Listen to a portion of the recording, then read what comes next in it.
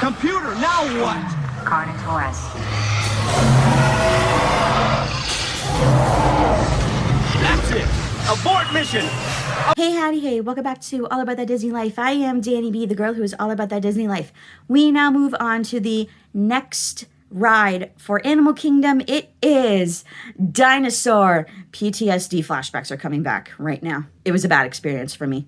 So, Dinosaur is a ride at Animal Kingdom, and it is located in Dinoland, USA. So let's give a backstory to this ride. Dinosaur is a dark ride. It's an EMV, or an enhanced motion vehicle attraction. The ride features a turbulent journey through the late Cretaceous period, featuring prehistoric scenes populated with dinosaur audio animatronics. Originally named Countdown to Extinction, when the park opened on April 22nd, 1998, the ride's name was changed to Dinosaur in 2000 to promote the Disney animated feature film of the same name. However, the two dinosaurs most prominently featured in the ride have always been an iguanodon and a carnotaurus, which were both featured prominently in the movie. Scenes from the movie also appear in the pre-show to help the guests identify the iguanodon as the film's protagonist, Aladar. On September 9th, 2023, it was announced at the Destination D23 Expo that an Indiana Jones attraction was being considered to replace Dinosaur at Animal Kingdom. The closure of Dinosaur has yet to be confirmed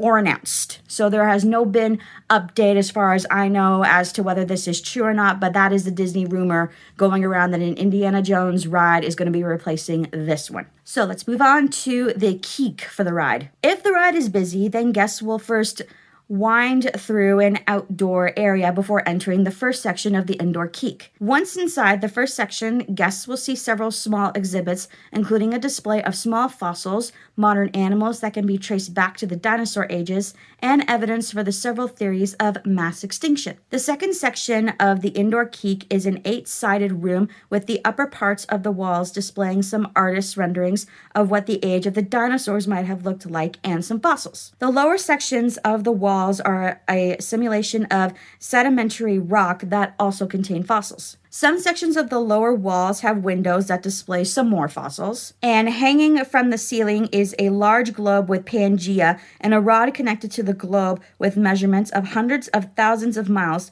to show how far the theoretical asteroid that impacted with Earth to cause mass extinction had to travel. The defining feature of the second room is its centerpiece, a Carnotaurus skeleton. In the second room, at regular time intervals, the lights dim and Bill Nye the Science Guy share some facts and theories about the age of dinosaurs, using the globe, the paintings, and the fossils to help out with his small lectures. After weaving through the second room, guests then enter one of two pre-show theaters. So we move on to the pre-show part of the attraction.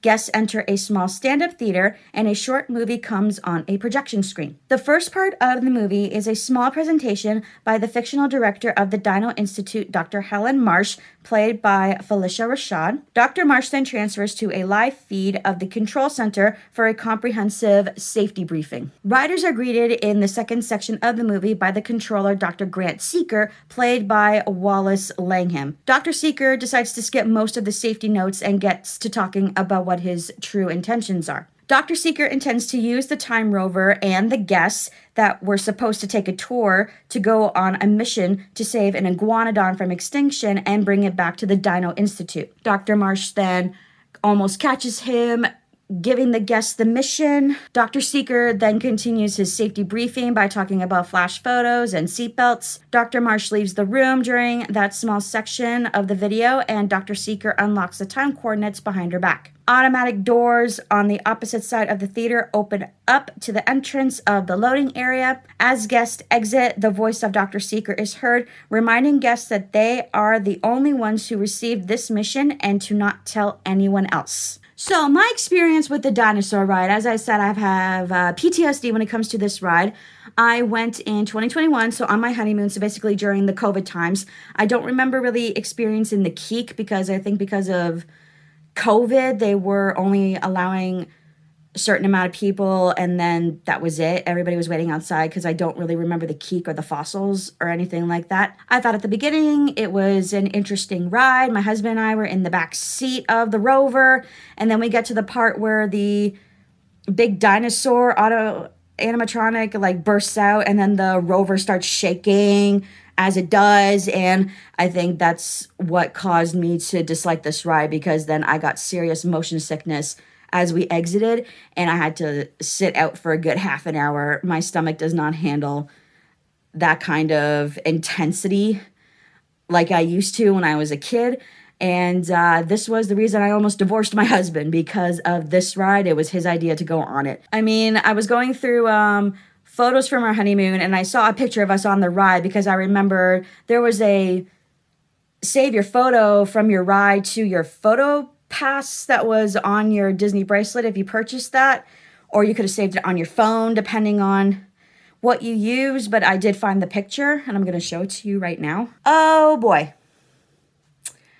Look at that. The COVID times. Like, I don't even remember the COVID times. It's just like everybody was wearing a mask. That was a requirement when going on a Disney ride in 2021. You had to wear a mask on a ride. And oh man, my head was down. I was definitely feeling very sick at this point.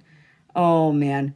Like I said, I'm in the back. I'm in the pink t-shirt. My husband is sat right beside me and my head's just down. I was like, can we just get off this ride? I'm done. I'm so done. So while researching these Disney World rides and attractions, some of the rides and attractions give some incidences that have happened or have been associated with the rides and attractions.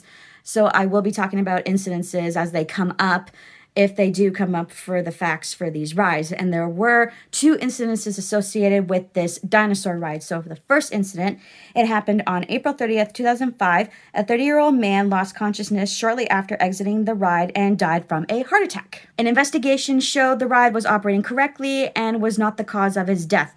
He had a pacemaker. Don't rides usually give the warnings if you're wearing a pacemaker, don't go on the ride? I think that's nowadays. I don't know if they had them all the way back in 2005, but the second incident happened on May 29th, 2013. A woman found a loaded pistol in a ride vehicle.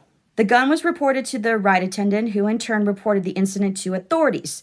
The owner of the gun stated that he was unaware of Disney's policy against weapons and had a concealed weapons permit. I don't think it matters whether you have a concealed weapons permit or not. Why are you bringing weapons to a park, let alone Disney World, where there's a bunch of kids around? Can you imagine if a child picked up that pistol and accidentally shot it thinking it was a toy? And there you have it. There are the facts to the ride Dinosaur. If you like this video, please hit that like button and don't forget to subscribe. And I hope you have a zippity-doo-dah day. Goodbye.